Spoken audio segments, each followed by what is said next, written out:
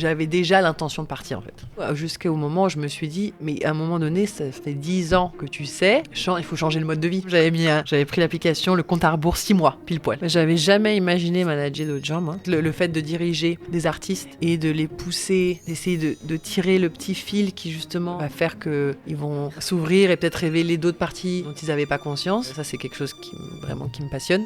C'est la vie dont j'avais rêvé. Je voulais un lifestyle où je pouvais me réveiller, mettre mon bikini. Pour cet épisode, je suis allée à la rencontre de Jaja, à Bali, où elle a déménagé il y a un peu plus de 5 ans. Elle nous raconte le changement radical entre un quotidien rythmé comme danseuse de cabaret à Paris et sa nouvelle vie au bord des rizières où elle développe son activité. Bienvenue sur Enquête. Enquête, c'est un podcast où l'on s'interroge sur nos choix de vie, nos carrières, nos priorités et ce qui les régit.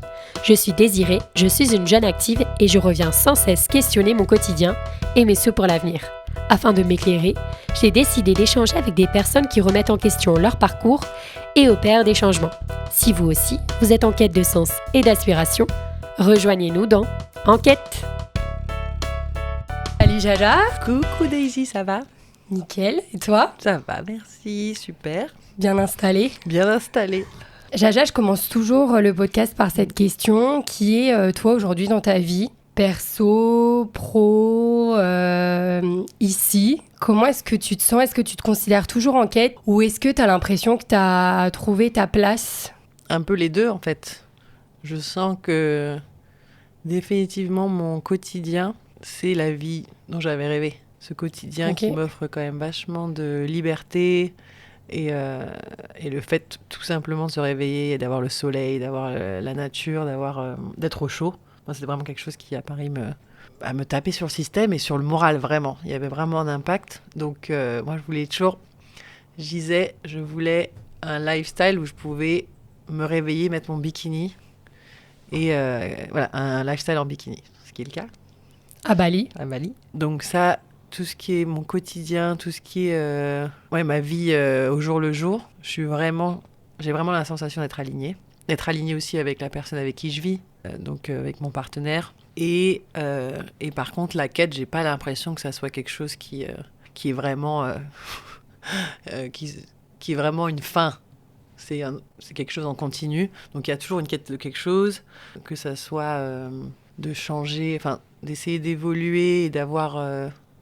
Je pense qu'un des gros focus depuis que je suis arrivée ici, c'est un peu mon changement de mentalité. Comment, déjà avec la réalisation que nos pensées ont un impact énorme sur qui on est et qu'on a la possibilité justement de les changer. Et donc du coup, d'enlever un peu ces patterns, comme ils disent. Donc ça, c'est quelque chose sur lequel j'ai vachement bossé, enfin, sur lesquels qui m'intrigue et auquel je pense constamment. Et ça, j'ai pas l'impression, même s'il y a des progrès, j'ai pas l'impression que ça soit quelque chose qui est jamais, qui soit une fin. Donc une quête un peu sans fin, mais cool. Tu es depuis combien de temps ici, du coup ? Ça fait 5 ans et 3 mois. Ok. Je suis arrivée en décembre, le 21 décembre 2020. Ça m'interpelle quand tu dis que tu as un peu atteint ton rêve, justement. Tu nous décris un peu ta vie aujourd'hui ? Alors, déjà, il y a cette liberté d'organiser mes journées autour de mon travail, mais aussi m'occuper de mon petit bien-être personnel. Donc du coup, en général, le matin, j'aime bien me réveiller et avoir 2 bonnes heures pour me réveiller. La petite routine que j'ai en ce moment, c'est on rentre dans les détails. Aller me brosser les dents directement, me laver le visage et après faire ma petite méditation. Faire mes petites lectures et autres, boire mon petit café au bord de la piscine avec les rizières, ce qui est quand même très sympa, et me rendre compte à quel point j'ai de la chance, en essayant de rester un petit peu hors des écrans et de Gmail jusqu'à ce que je sois bien réveillée. Et après, j'attaque avec... ou alors, en général, je regarde un peu mes mails et je regarde un peu les messages parce que du coup, moi, je travaille avec mon équipe qui est à Paris. Du coup, je regarde toujours pour voir s'il y a eu des messages entre-temps, s'il y a eu des réponses de mails et des choses à faire. Et après, où je vais à la gym, donc Pilates, on a de la chance ici, il y a quand même pas mal de choix. Ou alors, si on a des rendez-vous, ça dépend vraiment de ce qu'on a. Si on a des rendez-vous, si on a des shows, voilà, je vais m'activer. Actuellement, c'est justement le travail que tu fais, c'est quoi? Pour qu'on comprenne un peu plus quand tu parles de show.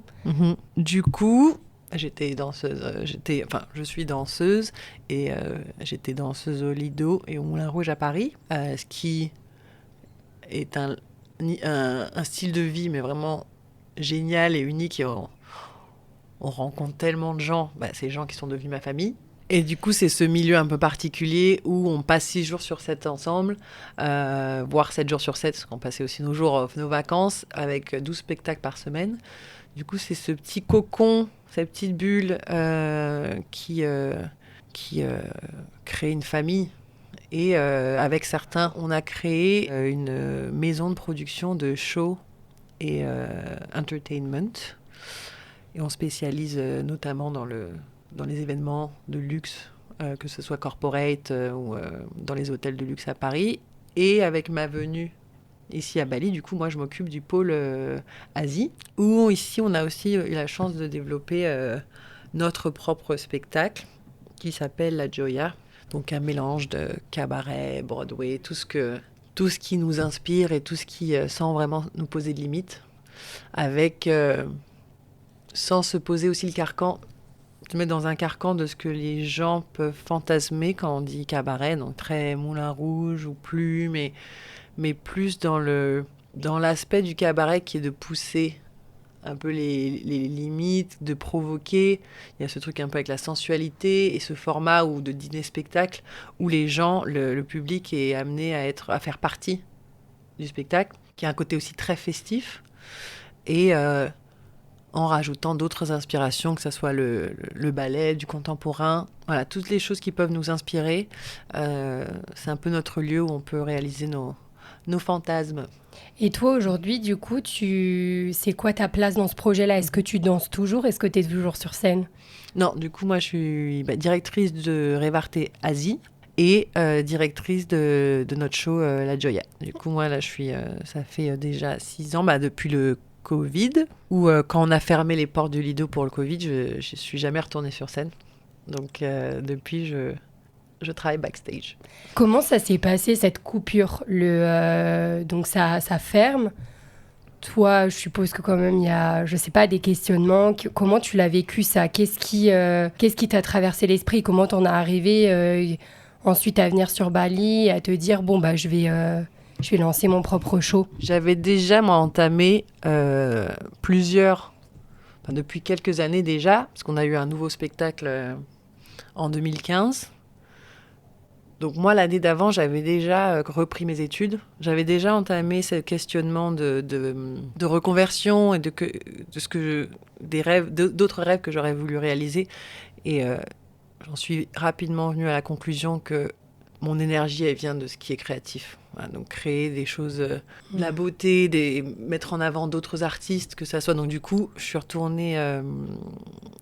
J'ai repris mes études dans une école de mode. J'ai fait 1 an dans une école de mode. J'ai dû arrêter mes études parce on m'a donné une promotion au Lido. Je suis devenue soliste au Lido, donc ça m'engageait, ça engageait plus de temps.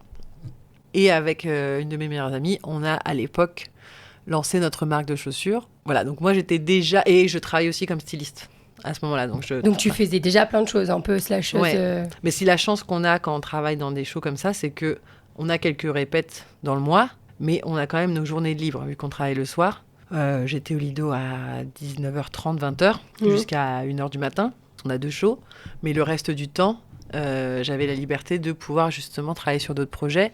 Et j'avais déjà cet appétit pour passer de la personne un peu entre guillemets muse, c'est-à-dire interprète des fantasmes des autres, ce qui est génial aussi, c'est-à-dire qu'on interprète les pas d'un chorégraphe, l'intention d'un directeur artistique. Là, du coup, je suis passée à quelqu'un qui pouvait justement s'exprimer de façon différente à travers des histoires, le stylisme, créer des histoires à travers des vêtements et les chaussures aussi. C'est-à-dire, il y avait vraiment ce plaisir d'imaginer un objet, d'avoir Je réalise, pour moi, c'est toujours cette espèce de fantasme, fantasy.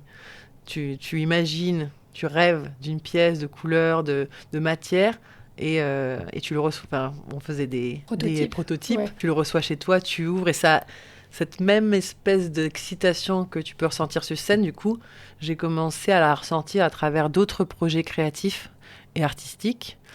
Donc, j'avais déjà l'intention de partir, en fait, et de venir à Bali. Donc, c'est pas venu comme un déclic, finalement. Cette fermeture, elle est plutôt venue un peu comme presque une aide de te lancer vers une nouvelle vie, ou pas du tout? Mais j'avais déjà prévu 6 mois avant de poser ma démission, de partir à Bali. D'accord. C'était déjà le plan.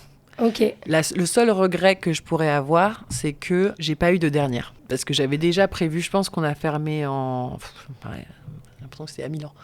Je pense qu'on a fermé en avril, et moi j'avais l'intention de partir en mai, donc 1 mois après. On avait aussi, à ce moment-là, il y avait des projets, on était en train de travailler sur une nouvelle partie de spectacle pour l'inclure. Donc j'avais des nouveaux numéros que j'étais hyper contente de faire, et que je me disais, c'est parfait pour partir, j'aurai ces nouveaux numéros pendant 1 mois, et je vais pouvoir inviter toute ma famille, faire une espèce de conclusion. Ouais, je comprends. En plus, on l'imagine aussi, on en rêve de ce moment-là. C'est-à-dire qu'il y a tous les gens que t'aimes qui sont là pour ce moment. Où tu vas clôturer une partie de ta vie. On fait la révérence, the final bow, notre dernière révérence. Et ça, du coup, je l'aurais pas eu. Et c'est vrai que c'est toujours un truc que je trouverais un tout petit peu triste, même si c'est pas quelque chose qui m'a empêché de dormir. Mais c'est vrai que c'est... Et en plus, au moment où il y a eu le Covid, on se rendait pas compte jusqu'à quand. Combien de temps ça allait durer. Mais à ce moment-là, je pense que j'étais, pour le coup, un peu, à part ce côté, l'aspect de la dernière révérence, j'étais plutôt contente de pouvoir passer mes journées à faire d'autres choses. 10 ans, 6 jours sur 7, je pense que c'est sain de vouloir passer à autre chose quand même. Pendant ces 10 ans, est-ce qu'il y a des moments où tu te disais que, avant que tu reprennes tes études et que tu te dises, bon, là, il va falloir que je passe à autre chose, est-ce qu'il y a eu quand même des cycles ou des moments où tu te dis, en fait, non, j'ai pas envie de monter sur scène? Ça, c'est sûr. On travaille 6 jours. Quand t'es là 6 jours sur 7, c'est justement le danger, c'est que ça devienne un peu le bureau, quoi. Exactement. Et il y a eu forcément des phases comme ça. Et j'essaye toujours de trouver des points positifs, quoi. J'ai eu des moments où... donc j'ai eu des moments de frustration, mais ces moments de frustration ont toujours abouti à... du coup, je vais retourner à l'école. Du coup, je vais faire mon projet. Du coup, pendant les premières années, c'était peut-être... et j'ai eu des moments... on avait quand même... Le mode de vie, c'était pas que le spectacle. C'était pas qu'être sur scène. Il y avait toute la vie derrière les coulisses qui était vraiment cool. Où on rigolait, où on buvait du champagne en cachette, où on avait vraiment cette complicité dans les coulisses, dans les loges, qui du coup rendait l'expérience hyper cool. Et en même temps, on sortait tout le temps, on était invités. Donc il y avait cette espèce de... où des fois, quand j'avais ces frustrations, je me raccrochais justement à ces autres moments de loge, ces moments où j'étais avec mes meilleurs amis. En général, l'expérience était quand même géniale.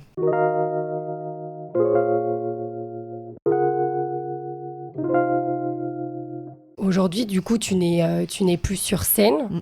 Qu'est-ce que ça te fait Est-ce qu'il y a des moments où ça te manque? Est-ce que tu nous parles finalement que toi, ce qui t'intéresse, c'est tout ce qui est créatif et que tu as trouvé de la joie ailleurs? Donc, est-ce qu'il y a des moments où ça te manque ou pas du tout? Je pense que un artiste pourra jamais dire que la scène lui manque pas. C'est pas un manque quotidien, c'est pas un manque... justement, moi, ça me remplit, ça fait un peu cheesy, mais ça me remplit vraiment de joie et de contentement quand je vois justement d'autres artistes sur scène. Il n'y a pas d'envie, justement. Non, je peux avoir des envies quand je vois, je dis, j'aurais bien aimé interpréter ça. Mais on m'a déjà demandé plusieurs fois pourquoi je vais pas sur scène, parce que ça fait 5 ans que je m'entraîne pas pour être sur scène. Et que moi, ça m'intéresse pas d'aller sur scène sans être au top de ma forme. Et que j'ai pas cette capacité... Quand tu vas sur scène, c'est quand même un acte égoïste, sans que ça soit péjoratif. C'est un acte qui est très auto-centré, où justement, il y a besoin de cette réflexion, que ça soit technique ou niveau personnage, c'est quelque chose qui Être sur scène, c'est quand même quelque chose d'intense. Et j'ai pas cette capacité à me concentrer sur moi et sur les autres. Du coup, pour moi, ça serait pas plaisant si je devais manager les filles et les diriger et en même temps savoir que j'allais sur en fait, le fait de diriger des artistes et de les pousser à d'essayer de tirer le petit fil qui justement va faire que ils vont s'ouvrir et peut-être révéler d'autres parties dont ils n'avaient pas conscience. Ça, c'est quelque chose vraiment qui me passionne. Ça a pris l'espace, ça laisse pas de place au manque de la scène, mais le sentiment qu'on a sur scène est quelque chose qu'on peut pas reproduire avec... c'est unique. Donc j'aurais toujours cette chose mais je le vois plutôt comme quelque chose que j'ai eu de la chance de faire. Et on sait jamais ce qui se passe dans la vie. Ça veut pas dire que je me dis... c'est une porte fermée. C'est une porte fermée. Mais c'est sûr que si un jour ça serait pour quelque chose dont j'aurais vraiment envie, pour un projet vraiment qui résonnerait vraiment. Et aussi, il faudra se réentraîner. Et c'est vrai que quand je sais le travail que ça prend, demande, bien sûr. Parce que faire de la scène juste pour faire de la scène sans être au top de la forme, moi, ça m'intéresse pas. Et donc, comment tu vis le fait d'être manager ? Est-ce que tu avais, toi, fait une formation à ce sujet-là, ou est-ce que tu t'es retrouvé un peu comme ça en te disant, finalement, j'ai vu comment ça marche en spectacle, vu que tu as eu le temps avec les 10 années, je vais essayer, j'ai vu des choses qui me plaisent, d'autres choses qui me plaisent pas, je vais essayer de reproduire ce qui m'a plu. Tu t'es senti direct à la hauteur ou ça a pris du temps ? Comment tu t'es lancé un peu là-dedans ? J'avais jamais imaginé manager d'autres gens, moi. J'avais été deuxième capitaine au Lido, donc les capitaines sont celles qui s'occupent il y a plusieurs lignes, rangs. Et du coup, moi, j'étais deuxième capitaine des solistes. Ce qui veut dire que tu es déjà en train d'organiser un planning, d'organiser les places de chacune, de devoir faire des corrections, donc ce qu'on appelle des corrections de placement, donner des retours, faire des retours aux artistes. Ce que j'avais beaucoup aimé et ce qui avait été aussi un petit peu challenging dans le sens où c'était mes copines et que... les artistes sont pas toujours les plus faciles à manager, mais justement, pour le coup, j'essaye, c'est vraiment quelque chose qui me tient très très à cœur, d'avoir ce rôle de leader, mais dans le sens où, de leader et pas plus que de chef. Et du coup, comme moi, j'avais jamais eu vraiment cette volonté d'être le chef de qui que ce soit, je vois vraiment ça comme ce rôle de leader comme celle d'un guide aussi, et de justement m'inspirer un peu des expériences que j'ai eues, les bonnes et les mauvaises, les gens autour de moi, d'observer aussi qui sont les gens qui te donnent envie de les suivre et pourquoi.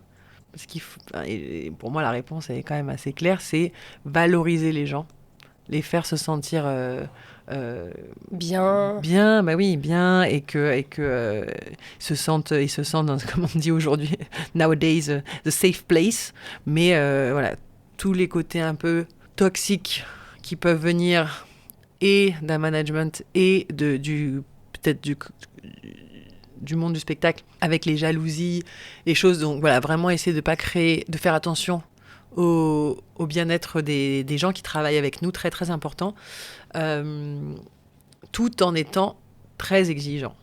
Oui. C'est-à-dire que ça, c'est quelque chose, faire des trucs un peu, faire un show pour faire un show, ça nous intéresse pas du tout.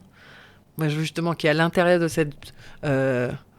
cette bulle un peu de bienveillance où tout le monde est content de venir travailler, où tu sais que tu es valorisé, qu'il y ait une exigence et que tout le monde soit sur la même page, qu'on est là, on est encore tout petit et très jeune et ça, mais que le but, on est tous là pour non seulement donner le meilleur de nous-mêmes maintenant, mais dans cette quête d'évolution. Moi, le truc qui m'angoisse, c'est quand rien ne bouge. Parce qu'il y a Bali, des fois, est un peu...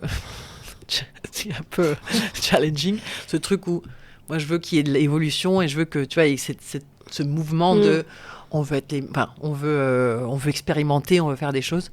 Donc, ce qui, pour moi, aussi vient dans le rôle du leader. Tu vois, d'inspirer les gens avec qui tu travailles, de donner le meilleur et de se surpasser. Qu'ils soient à fond. Aujourd'hui, quelle relation tu as avec les filles de ta troupe? Parce qu'il me semble qu'elles, c'est que des filles. Hein. Non, il y a des garçons de temps en temps. Mais c'est majoritairement des filles.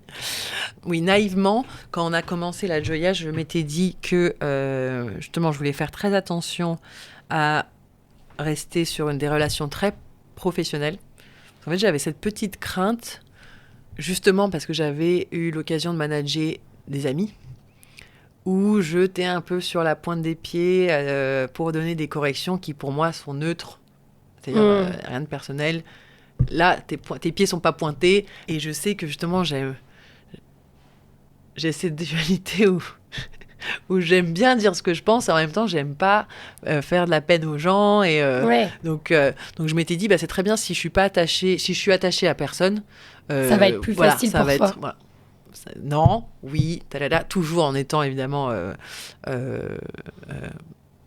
dans la communication et aussi patiente que possible. Mais en fait, vu que tu es dans cet environnement, c'est là où c'est la magie du monde du spectacle, c'est que quand tu es bien entouré, il y a cette magie qui s'opère avec des profils qui n'ont rien à voir, à part le fait qu'ils soient des artistes. Mais dans le petit groupe La Joya, il y a plein de gens tout le monde est un peu foufou, tout le monde a son petit truc, sa personnalité hyper forte et en même temps super différente. Donc, quand tu regardes dans les coulisses, la plupart des gens n'ont rien à voir avec les autres. Et pourtant, il y a quelque chose qui se dégage, il y a cette magie qui s'opère. Et qui fait que du coup, sur scène, il y a aussi cette complicité. C'est ça le truc, c'est que tu vis des choses quand même un peu différentes de ce que peut-être d'autres gens vivent. C'est pas la même chose que d'être à côté de Jean-Paul qui tape ses mails, tu vois, rien contre Jean-Paul. Mais ton job, c'est de transmettre des émotions et de les sentir tellement... Ça, c'est ce truc d'acteur. Tu les sens tellement profondément que l'autre personne, elle le ressent. Tu vois, que ça soit la danse, le chant, le jonglage, enfin... Ça n'a pas... Tu vois, l'art en général, c'est la seule vocation, c'est transmettre des émotions aux autres. Et quand justement, tu es dans cette hypersensibilité, c'est difficile de ne pas vraiment connecter. Donc en fait, pour résumer, on est quand même devenus tous amis. Donc il y a cette relation très balancée entre travail et amitié, respect.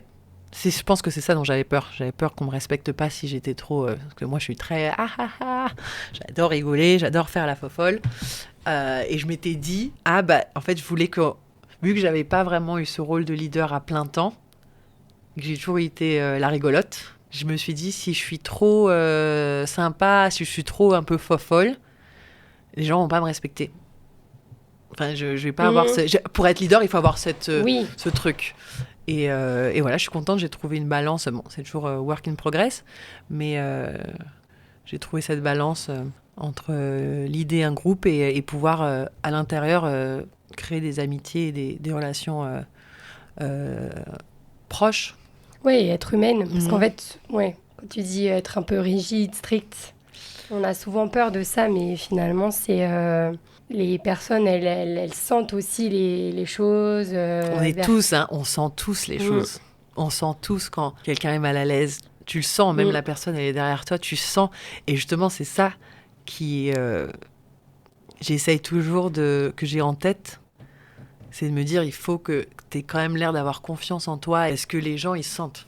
Ouais. T'es pas obligé d'être celle qui parle le plus fort. D'ailleurs, je pense que c'est pas vraiment ça le job. Mais il faut quand même que les gens, ils sentent que tu as une vision solide et que tu sais... En fait, il faut que tu les amènes quelque part, ces gens. Que tu impulses. Ouais. Et ça peut être... Ça m'a stressé un petit peu au début, parce que je disais, pourquoi les gens, ils vont me suivre ? Moi, j'aime pas faire la morale aux gens, j'aime pas dire aux gens quoi faire, tu vois, j'aime bien... Je vais pas te dire 50 fois d'arriver à l'heure, moi, ça me paraît, tu vois. Et du coup, en fait, je me suis rendu compte que... une des missions de manager, c'est de répéter les mêmes choses 50 fois.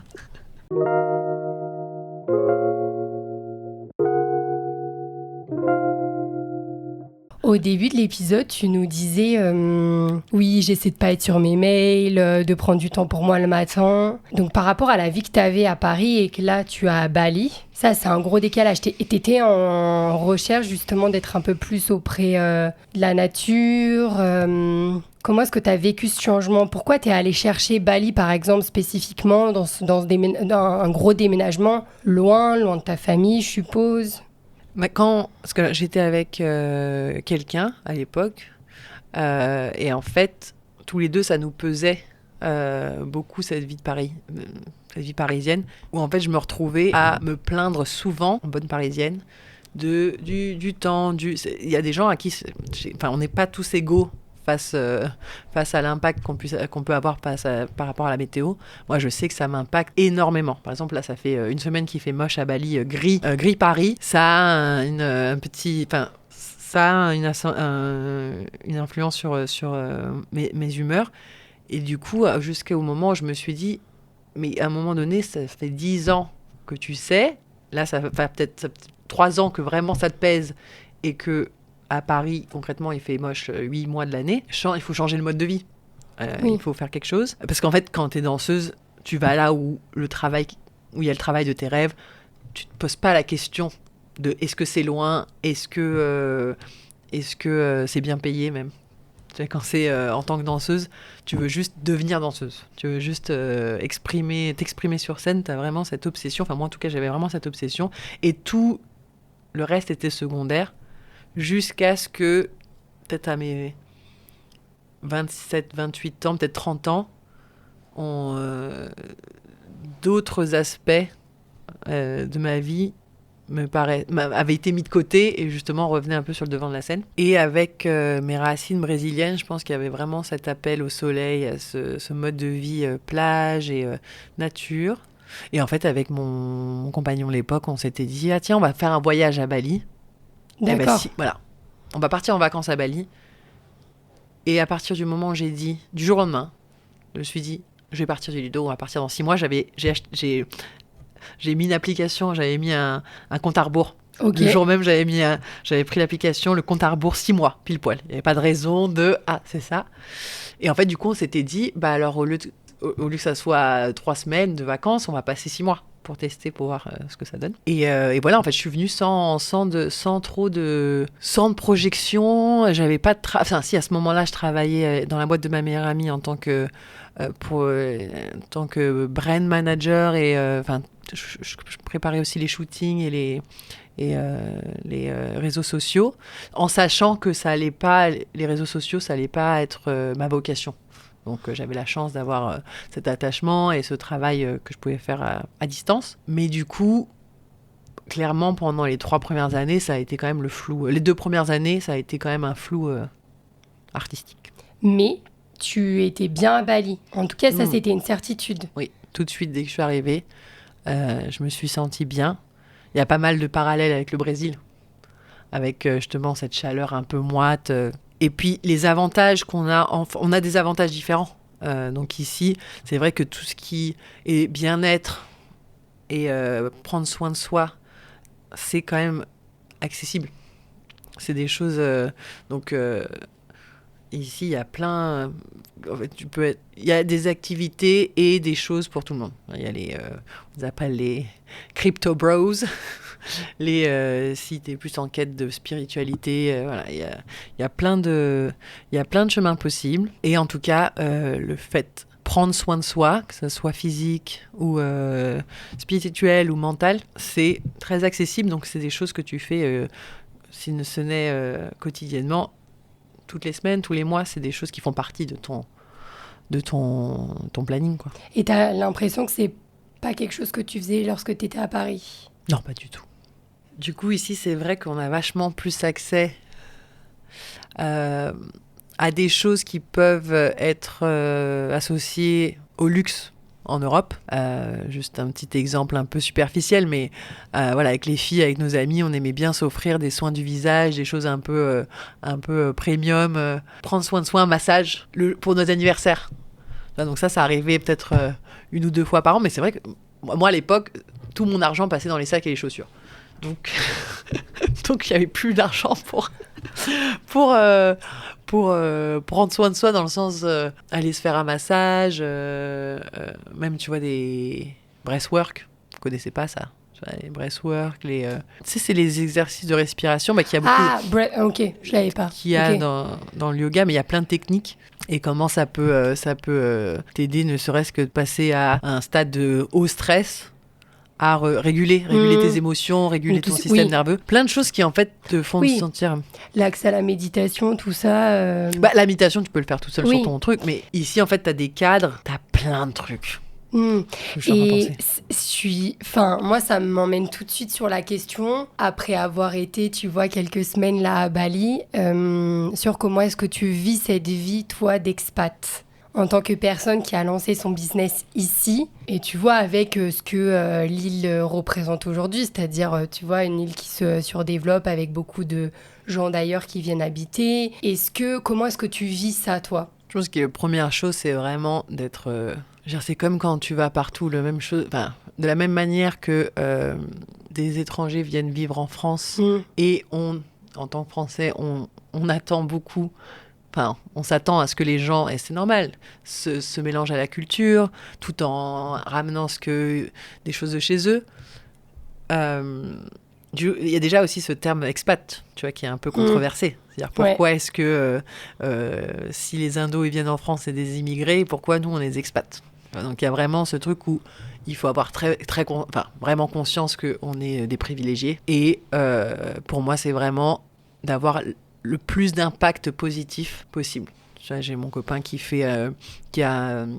manage des villas et on a des petits projets de villas, mais il dit on va pas faire 50 milliards de villas parce que c'est vrai que ça arrache le cœur.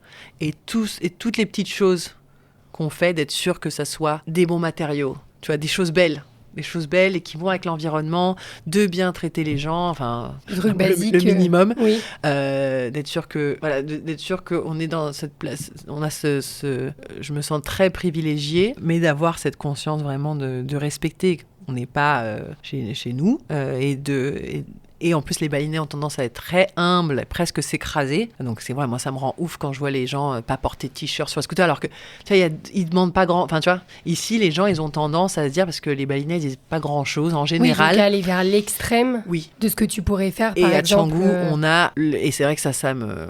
En ce moment il y a un peu ce truc, cette culture. En tout cas là on habite donc à Canggu, tu peux aller dans plein d'endroits à Bali et tu ne verras pas un seul étranger et tu peux vivre. Il y a vraiment. Quand on parle de sur-tourisme, on parle vraiment de ces petites zones. Il y a plein de zones à Bali qui sont magnifiques, où il n'y a pas tous ces problèmes. Dans le petite bulle où on est là, c'est vrai qu'il y a cette tendance un peu. Comment on dit tu sais, quand ils disent en anglais entitled, de ce truc de se dire... De se sentir légitime à se dire je vais me balader à poil et aller prendre mon café torse nu, alors que tu le ferais pas chez toi.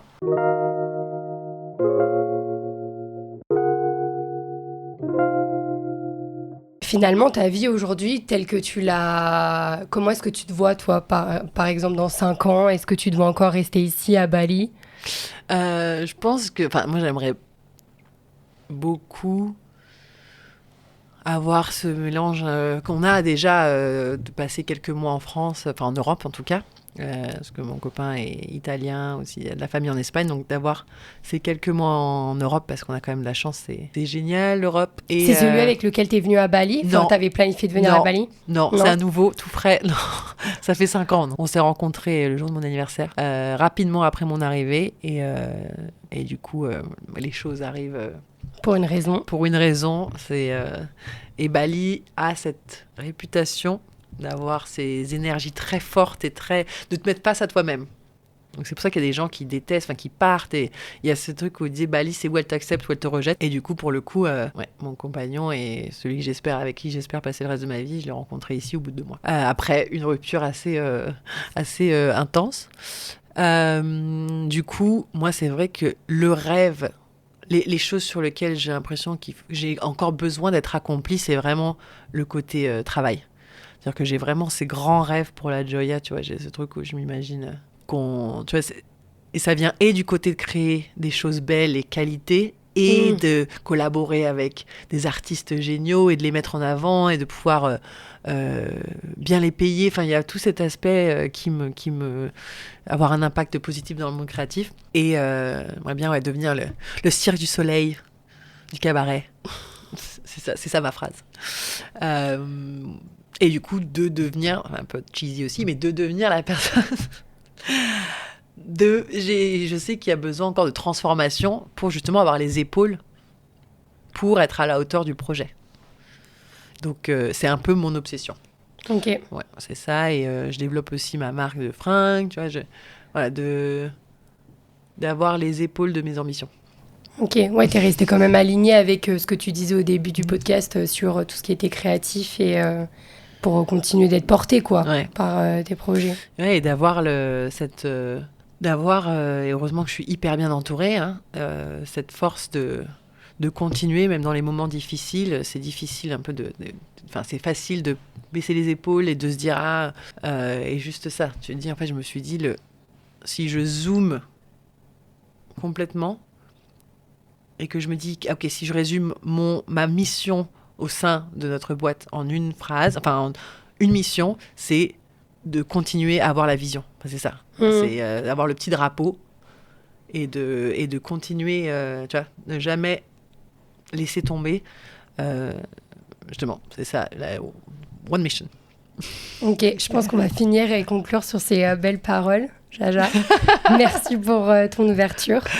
Merci à toi. Ce qui m'a marqué et qui me donne de l'espoir dans le témoignage de Jaja, c'est qu'elle a su se réinventer et découvrir d'autres passions. Comment fait-on pour retrouver goût ailleurs après avoir connu les paillettes et le devant de la scène ? L'essayiste américaine Barbara Sher explique dans son livre « Je ne veux pas choisir » que certaines personnes qui ont de multiples centres d'intérêt, comme Jaja, ne peuvent pas et ne devraient pas se limiter à un seul chemin. Elles seraient naturellement faites pour en explorer plusieurs au cours de leur vie. Alors, peut-être que cela peut aussi redonner de l'espoir à celles et ceux qui, comme moi, ont du mal à choisir. Et si finalement, ne pas choisir une seule voie était la clé. Si l'épisode vous a plu, je vous invite à vous abonner. À très vite sur Enquête.